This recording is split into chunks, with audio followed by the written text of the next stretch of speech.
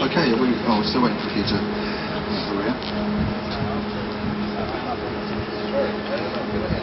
Okay, we're kind of pushed for time, so I'll get cracking if that's okay. My name is Bruce Southey. My day job, I'm an innovation designer at Ford in the UK for our advanced product group. And we're here to talk to you about e-bikes. E-bikes. What's that all about? Ford's a motor company, right? We build cars and trucks. So what are we doing with bikes? It's a fair question. The context in which cars and trucks find themselves these days is changing. It's changing fast. We have several, so let's look at some context. There are several mega trends globally that are influencing the way we look at innovation and mobility at Ford. The chief one among which is the growing urban population. There are currently 28 megacities globally. What I mean by a megacity is a metropolitan area with 10 million or more population. If we scroll forward to 2030, we expect to see that number rise to 41 megacities globally. That means 2/3 of us are going to be living in an urban environment. It's half at the moment, but 2/3 by 2030.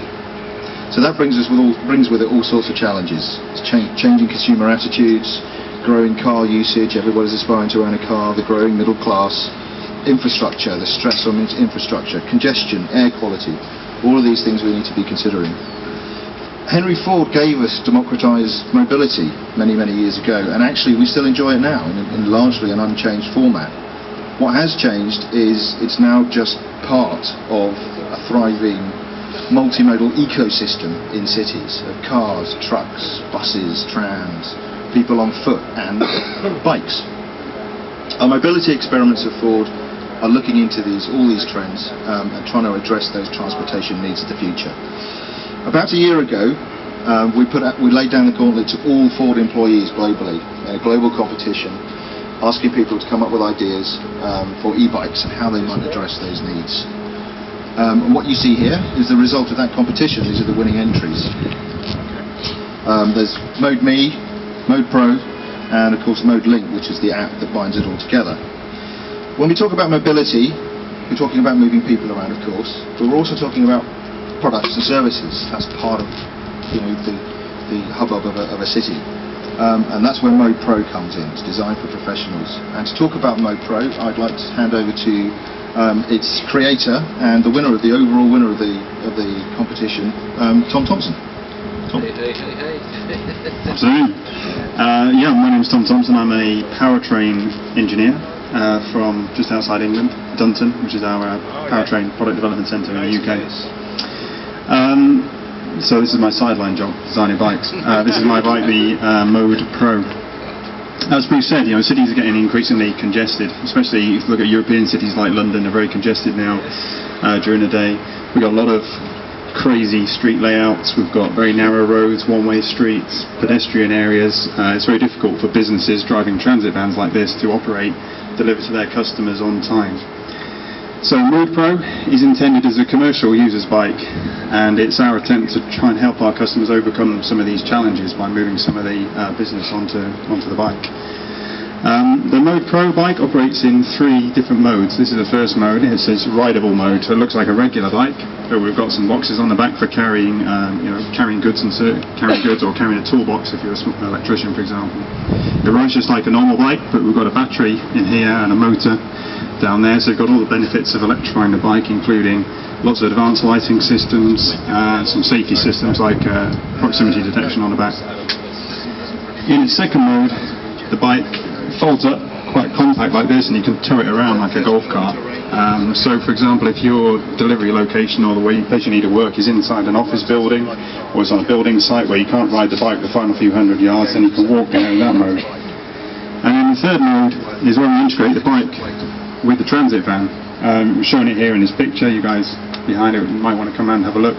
That's how we integrate the bike. It's shown partly folded out there. So these bikes are heavy, so we can't expect the rider to be able to lift the bike right into the back of the van. So he lifts it part way in, attaches it to the racking there, and then just lifts the back end up, so he's never carrying the full weight of the bike. And it charges in there, stows safely.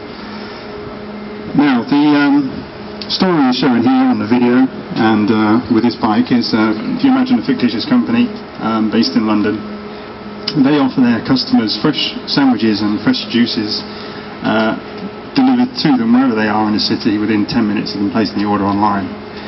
So this company, they can't afford to operate in London, so they base themselves outside. They set off in the morning with 2 bike riders as passengers and a driver up front, 2 bikes charging in the back and a van full of sandwiches and juices.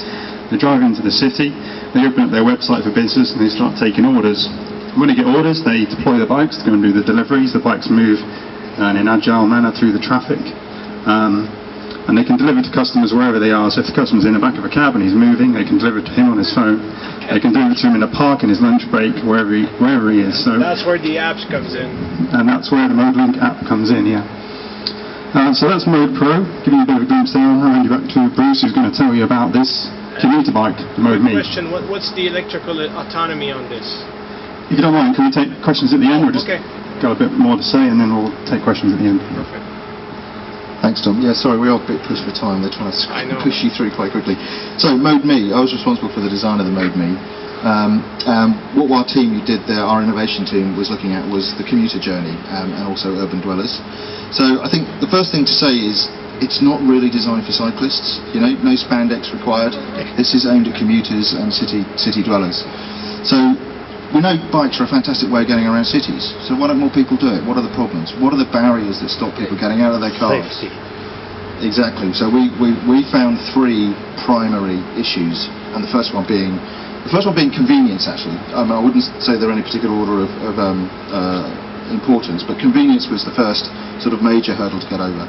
So this bike, it's small, it compacts, it folds up, and can live in the back of your car.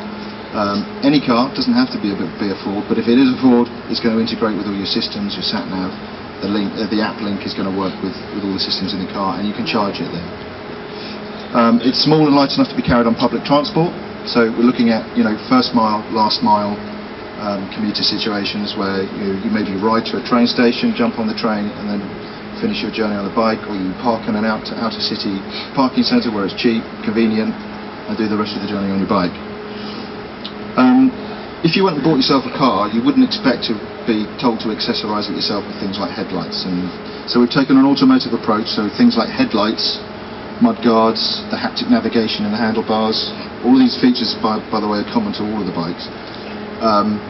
Those are all integrated, they're all part of the package, just as you'd expect from an automaker. Safety, yes, you're right. Roads are a dangerous place. There's no getting away from that. Let's not pretend otherwise. So, again, we've taken an automotive approach. We know about road safety.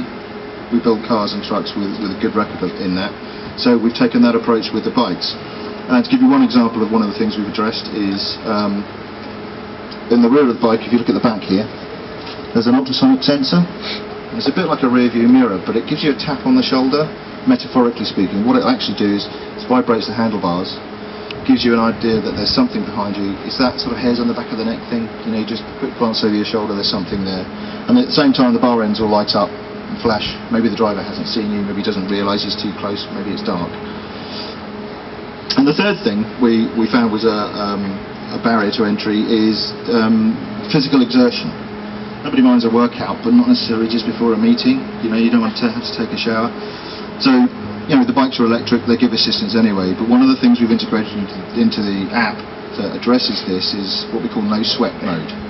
And the idea is, allied to a heart monitor, which you can wear to as your helmet, it's on a watch, or it's one of those chest-mounted ones, it will measure your exertion, and as you get closer to your destination, because it knows where your destination is because of the sat-navs working integrated with the bike and the car, it will ramp up its assistance as you get closer, so you arrive fresh, ready to do the job.